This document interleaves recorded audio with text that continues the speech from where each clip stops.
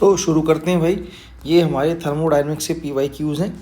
तो पहला क्वेश्चन है हमारा, two cylinders A and B of equal capacity are connected to each other via stopcock. A contains an ideal gas at a standard temperature and pressure B. B is completely evacuated. The entire system is thermally insulated. The stove coke is suddenly opened. The process is। तो मान लो दो cylinder है हमारे इस तरह के, और ये एक स्टोव कोक से कनेक्टेड है। जो B सिलेंडर है ये पूरा इवैक्यूएटेड है, इसमें कुछ भी नहीं है, वैक्यूम है। जैसे हम स्टोव कोक हटाएंगे तो जो गैस है वो तुरंत इसमें एक्सपेंड हो जाएगी, but this gas would not do any work. कोई काम नहीं करेगी क्योंकि यहाँ पर प्रेशर 0 था, तो वर्क डन 0 होगा इस सिस्टम में। और थर्मल, अब पूरा का पूरा सिस्टम हमारा थर्मली इंसुलेटेड है, तो इसमें कोई हीट ना तो अंदर जाएगी और ना ही कोई हीट यहाँ से बाहर आएगी, जिसकी वजह से हम सिस्टम को बोलेंगे एडियाबैटिक। और सिस्टम प्रोसेस बहुत सडन होगा, सडन होने की वजह से प्रोसेस एडियाबैटिक ही रहेगा। तो आंसर है हमारा एडियाबैटिक। ठीक है भाई, आगे चलते हैं नेक्स्ट क्वेश्चन की तरफ। नेक्स्ट क्वेश्चन है, the PV diagram for an ideal gas in a piston cylinder assembly undergoing the thermodynamic process is shown in the figure. Figure में दिखाया हुआ है, देखने से पता चल रहा है कि प्रेशर कांस्टेंट है, वॉल्यूम बढ़ता जा रहा है। तो प्रेशर कांस्टेंट है तो हमारा प्रोसेस हो जाएगा आइसोबारिक। तो ये हमारा आइसोबारिक प्रोसेस है। तीसरा क्वेश्चन है, efficiency of a Carnot engine depends upon.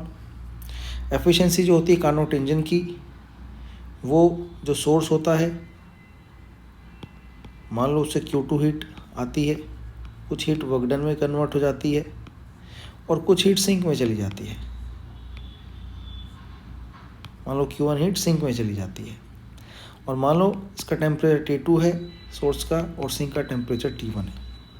तो जो एफिशिएंसी होती है वो होती है W, कितना वर्क किया इंजन ने, डिवाइडेड बाय Q2। तो यहाँ पर जब निकालें W की वैल्यू आएगी Q2 minus Q1 divided by Q2। तो एफिशिएंसी आती है 1 माइनस Q1 बाई Q2। अभी जो एफिशिएंसी है ये, अब इसको टेम्परेचर की फॉर्म में मैं लिखूँ तो आता है 1 minus T1 by T2। Temperature of sink divided by temperature of source, उसको 1 से माइनस करेंगे रेशियो को, तो एफिशिएंसी आ जाएगी। तो यहाँ से देखने से पता चल रहा है कि ये जो एफिशिएंसी है सिंक और सोर्स दोनों के टेम्परेचर पर डिपेंड करती है। तो आंसर हमारा आएगा temperature of the source and sink. ये थर्ड ऑप्शन हमारा आंसर आ जाएगा। नेक्स्ट क्वेश्चन है हमारा, 1 gram of water of volume 1 cubic centimetre at 100 degree Celsius is converted into steam at same temperature under normal atmospheric pressure. तो pressure की value हमें यहाँ पर गिवन है 10⁵ पास्कल।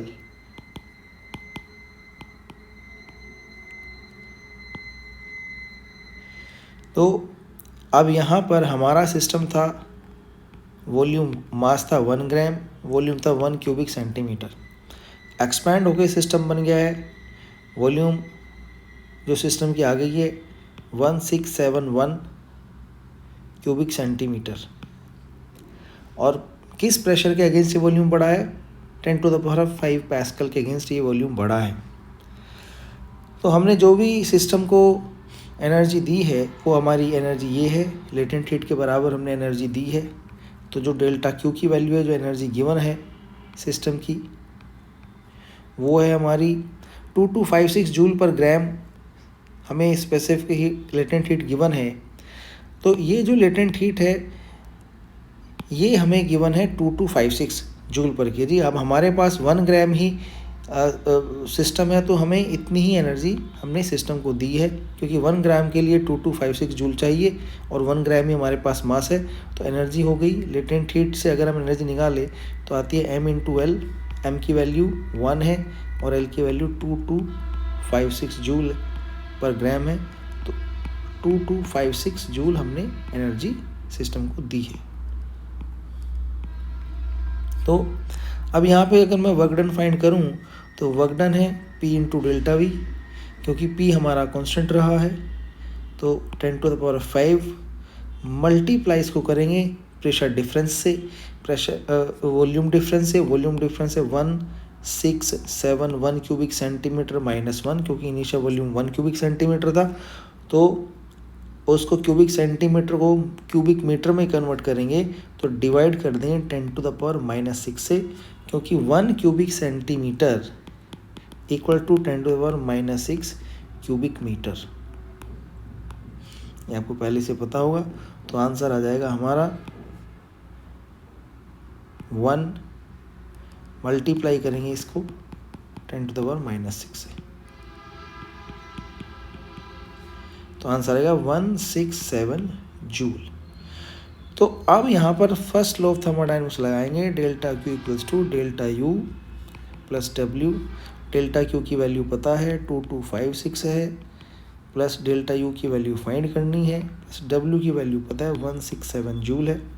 तो यहाँ से डेल्टा यू जो कि चेंज इन इंटरनल एनर्जी है वो फाइंड करेंगे, आएगा 2256 माइनस 167, जो कि कैलकुलेट करें आ जाता है 2089 जूल।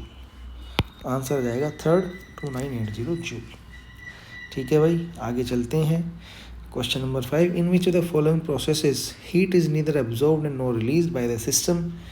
डेफिनेशन से ही हमें पता है कि प्रोसेस एडियाबैटिक है, जिसमें ना तो हीट अंदर जाती है सिस्टम के, ना ही सिस्टम से बाहर आती है। क्वेश्चन नंबर 6 है, a sample of 0.1 gram of water at 100 degree Celsius and normal pressure require 54 calorie of heat energy to convert into steam at 100 degree Celsius. If the volume of steam produced is 167.1 cubic centimeter, the change in internal energy of the sample, same जो हमने question पहले किया था same उसकी तरह है, केवल इसमें हमें 54 कैलोरी अलग से आंसर दिया है। तो देखेंगे यहाँ पर जो अमाउंट है वाटर का वो 0.1 ग्राम है, और ये m की वैल्यू गिवन है। प्रेशर हमारे पास पहले से ही इक्वल्स टू 1.013 इंटू 10⁵ पैस्कल है, और जो L की वैल्यू गिवन है वो है 54 कैलोरी फॉर 1 ग्राम।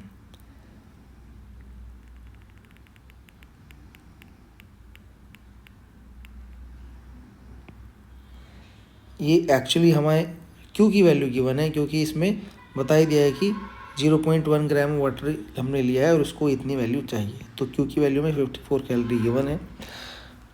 54 कैलोरी को हम कन्वर्ट कर सकते हैं जूल में, क्योंकि आंसर हमारा जूल में है। 54 मल्टीप्लाइड बाई 4.18 जूल। हम इसको क्यों आ गया, डेल्टा वी फाइंड करेंगे, चेंज इन प्रेशर। जो डेल्टा वी है वो हमारे पास आएगा 167.1 cubic centimetre minus initial volume जो था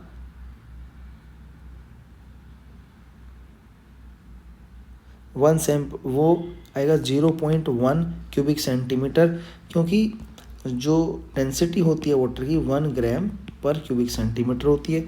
अब हमारे पास जो है 0.1 ग्राम है, तो इसका जो वॉल्यूम होगा 0.1 क्यूबिक सेंटीमीटर आ जाएगा। तो जो चेंज इन वॉल्यूम है वो हमारा आ जाएगा 167 क्यूबिक सेंटीमीटर। 167 क्यूबिक सेंटीमीटर आएगा, तो इसको मीटर क्यूबिक मीटर में ही कन्वर्ट कर लेंगे। 167 मल्टीप्लाई बाई 10⁻⁻6 क्यूबिक मीटर। अब यहाँ से हम निकालेंगे work done, W equals to P into delta V. ये आ जाएगा हमारा 167 into 10⁻⁻6 multiply by 1.013 into 10⁵ joule. ये लगभग आ जाएगा हमारा 167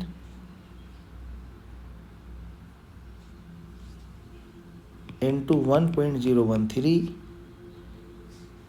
इंटू 10⁻⁻1। क्यू की वैल्यू हमारे पास गिवन है 54 calorie.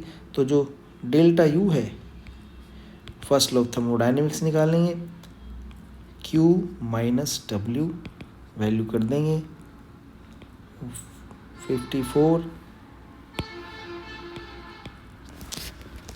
Minus multiplied by 4.18 joule minus 167 into 1.013 into 10⁻⁻1 value आ जाएगी हमारी 208.7 जूल। 208.7 जूल हमारी वैल्यू आ जाएगी, आंसर आ जाएगा सेकंड। ठीक है भाई बच्चों, आगे चलते हैं नेक्स्ट क्वेश्चन की तरफ। नेक्स्ट क्वेश्चन कह रहा है the volume of monoatomic gas varies with its temperature as shown in the graph. The ratio of work done by the gas to the heat absorbed by it when it undergoes change from state A to state B।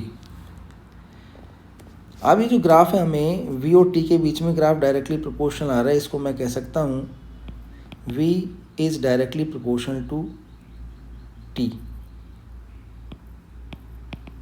अगर V directly proportional to T है, इसका मतलब है हमारा pressure जो है constant है, तो कांस्टेंट प्रोसेस का ग्राफ है ये। अब कांस्टेंट प्रोसेस के ग्राफ में जो एनर्जी हमने इसको दी है, मान लो हमने इस गैस के the volume of a monoatomic gas है, वेरीज विद इस temperature, ratio of work done. अब इसमें मान लो n मोल हमने लिए हैं इस गैस के, लेट अस से हमने गैस के n मोल लिए हैं, तो जो n एनर्जी हमने इसको दी है वो दी है कांस्टेंट प्रेशर पर, तो n Cp डेल्टा T ये एनर्जी हमने इसको दी। अब जो इसका चेंज इन वॉल्यूम आया है, चेंज इन इंटरनल एनर्जी आया है डेल्टा U, वो होगा n Cv डेल्टा T, और जो वर्क डन है वर्क डन होगा Q माइनस डेल्टा U, यानी कि n Cp delta T minus n Cv delta T। First हमसे पूछा है the ratio of work done by the gas to the heat absorbed. हमसे जो रेशो पूछी है वो W डिवाइडेड बाई Q की रेशो पूछी है, तो W डिवाइड बाई Q की रेशो निकालेंगे। W की वैल्यू है n Cp delta T minus n Cv delta T divided by n Cp delta T, तो रेशो आ जाएगी 1 माइनस Cv बाई Cp। अब क्योंकि मोनोएटॉमिक गैस है, तो मोनोएटॉमिक गैस के लिए Cv बाई Cp की रेशो होती है 3/5, तो 1 माइनस 3/5 करेंगे तो आंसर आ जाएगा 2/5। फर्स्ट ऑप्शन हमारा करेक्ट ऑप्शन आ जाता है। ठीक है भाई, आगे चलते हैं नेक्स्ट क्वेश्चन की तरफ। The efficiency of an ideal heat engine working between the freezing point and the boiling point of the water is, efficiency जो होती है हीट इंजन की वो होती है 1 minus temperature of sink. Temperature of sink है 0 डिग्री सेल्सियस, केल्विन में convert करेंगे 273 आ जाएगा, divided by temperature of source. Temperature of source है बॉइलिंग पॉइंट, तो केल्विन में कन्वर्ट करेंगे 373 आ जाएगा। कैलकुलेट करेंगे, आंसर आ जाता है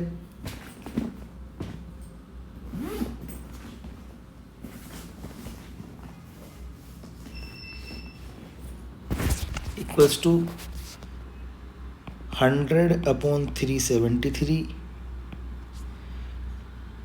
जो कि आंसर आ जाता है आपका 26.8% के आसपास। परसेंटेज में कन्वर्ट करेंगे, तो जब परसेंटेज में कन्वर्ट करेंगे तो 100/373 को मल्टीप्लाई कर देंगे 100 से, तो परसेंटेज में आंसर आ जाएगा, जो कि आ जाता है 26.8% के आसपास। तो आपका option first option correct option आ जाता है। नेक्स्ट क्वेश्चन की तरफ चलते हैं। Question number 9, Carnot engine having an efficiency of 1/10 as heat engine is used as a refrigerator.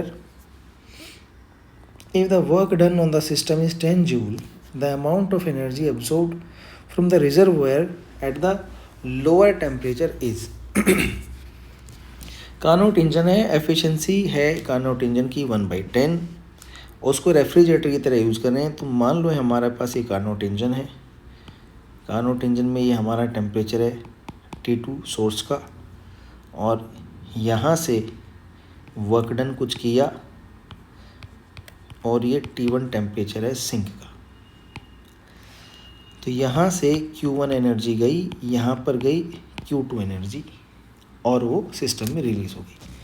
अब ये कह रहा है कि सिस्टम की एफिशिएंसी है, अगर ये कार्नोट इंजन होता तो एफिशिएंसी थी 1/10, 1/10 एफिशिएंसी 1 माइनस T1/T2 हमारा 1/10 था।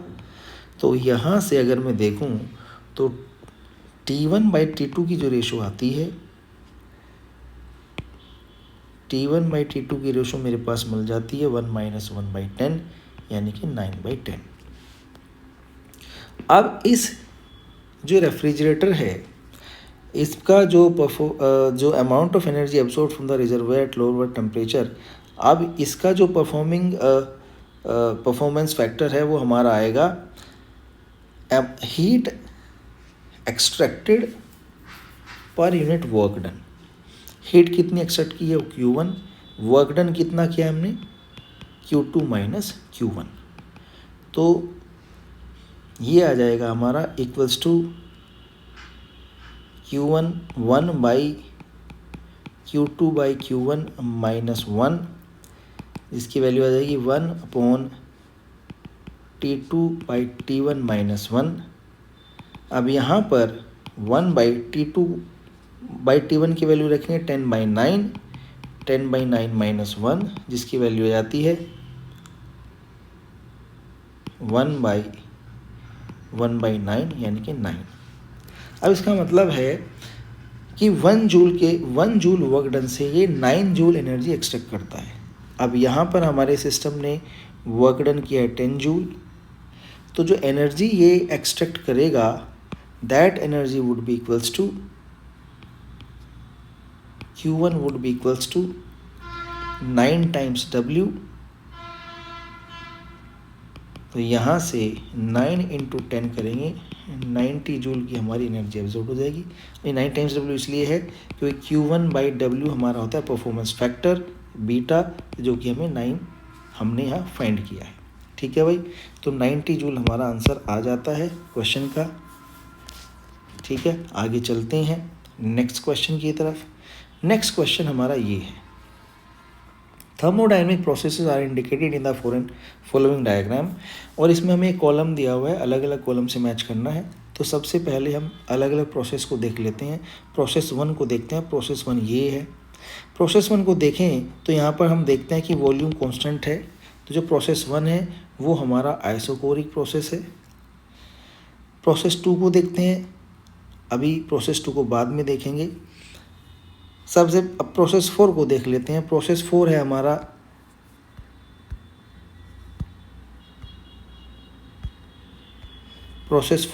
है प्रेशर कांस्टेंट है, तो आइसोबारिक प्रोसेस है। तो प्रोसेस 4 हमारा आइसोबारिक हो गया। प्रोसेस 3 500 केल्विन के आइसोथर्मल ग्राफ पर जा रहा है प्रोसेस 3, तो ये हमारा आइसोथर्मल प्रोसेस है। और ये प्रोसेस हायर टेम्परेचर से लोअर टेम्परेचर की तरफ जा रहा है, आइसोथर्मल भी नहीं है, और आइसोथर्मल से स्टीपर है ग्राफ है। अब स्टीपर ग्राफ है तो डेफिनेटली ये प्रोसेस जो है हमारा एडियाबैटिक प्रोसेस होगा। तो प्रोसेस सेकंड को कर देते हैं एडियाबैटिक। तो प्रोसेस P हमारा C से कनेक्टेड है, और प्रोसेस सेकंड हमारा A से कनेक्टेड है, और प्रोसेस R हमारा D से कनेक्टेड है, और प्रोसेस S हमारा B से कनेक्टेड है। तो आंसर रहता है हमारा सेकंड। मेरे ख्याल से आपको समझ आया होगा।